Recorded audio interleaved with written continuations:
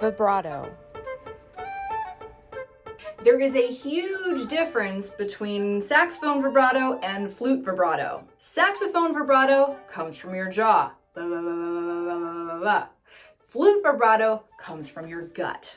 So if you're out there trying to play flute vibrato like you're doing it wrong. So let's break that habit. Remember in the first video where we talked about breathing all the way down to your gut? This is your core. This is where the essence of your sound is going to come from. And this is where your vibrato is going to come from. When you do vibrato on flute, it's like laughing. You ever have a belly laugh with a friend? Like a really good belly laugh to the point where you're like holding your stomach like, oh my gosh, it hurts so good. That's where your vibrato is going to come from.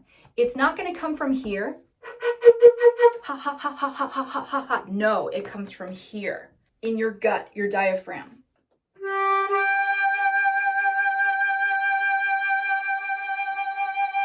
When I'm using vibrato, I'm literally vibrating my diaphragm and my muscles down here, and they're going jiggle, jiggle, jiggle, jiggle, jiggle, jiggle, jiggle. That's where it comes from. We're going to work on timing our vibrato.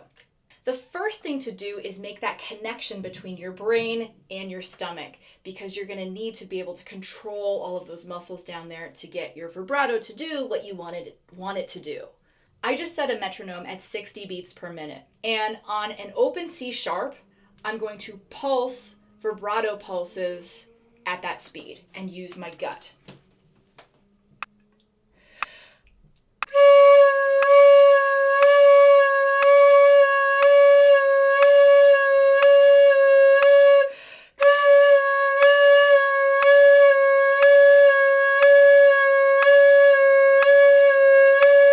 And when you're doing this, I want you to think, ha, ha, ha, ha, like you're laughing in time.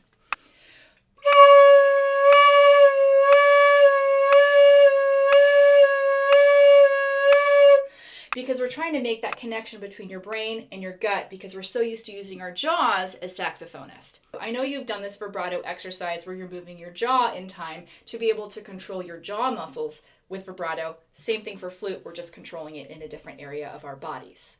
So now we're going to go quarter note, eighth note, triplets, 16th notes, speed 60 beats per minute.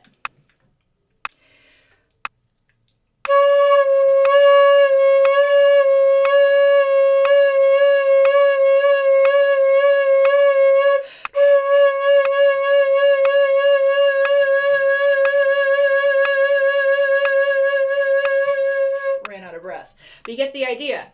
Doing that kind of an exercise in time is going to force you to think about pulsing intentionally as opposed to uncontrollably.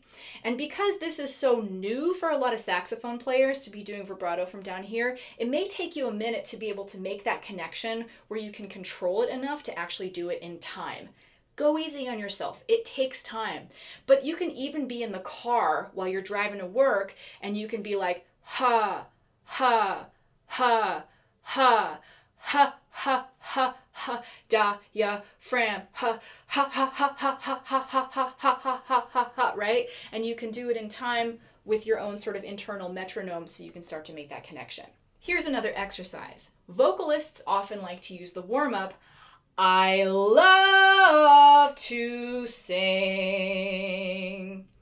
This helps them get their air going and make connection with their bodies. We're going to do the same exercise, but we're going to reverse it so that we can practice our vibrato. Instead of jumping up an octave and going lower, we're going to start from the top and go up the major triad to the top note. And when we get to that top note, we're going to hold it out and we're going to add some beautiful, nice flute vibrato and start making that connection between our mind and our diaphragm.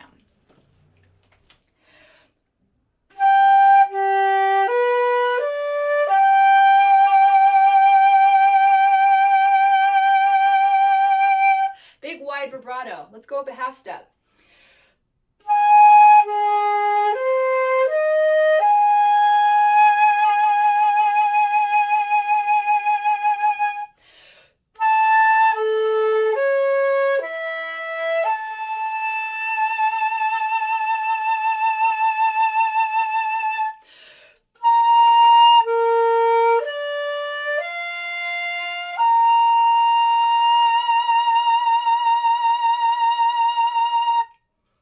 Now you'll remember in the first video I said, don't push your air out, don't force your air out with your stomach, let your body push it out. Well, we talked about that in the context of it being sort of a baseline approach to the flute. You have to, at some point, start pushing your air out and start engaging your muscles to help shape your sound. Obviously, you're going to be using your muscles when you're doing vibrato. But making this mind to diaphragm and muscles connection is crucial to using your body in the correct way. And again, we don't want pushing out the air to be the default way that we're playing flute, just like it is for saxophone. We want to take a step back, center our core, and make sure that we are intentionally using these muscles for tone production and for vibrato.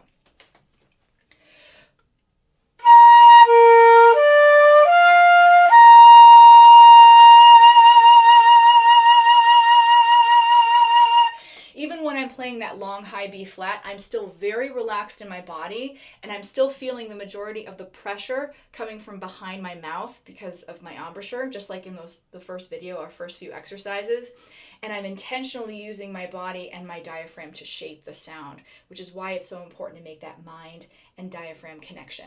A great classical piece to work on, which I honestly think this is a great piece for jazz musicians because it's got so much interesting harmony and sort of angular phrasing, is the Hindemith Flute Sonata.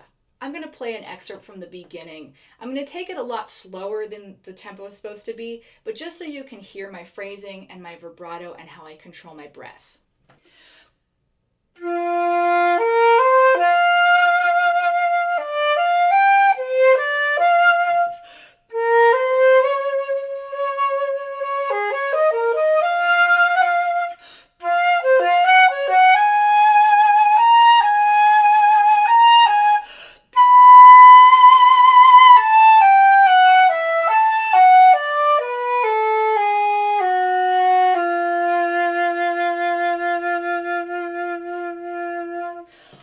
Vibrato is intentional and controlled.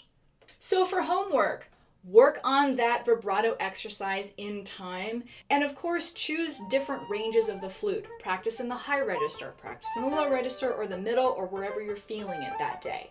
Or if you're not quite ready to incorporate the flute, simply work on breathing in time and work on your breath pulses so that you are in control.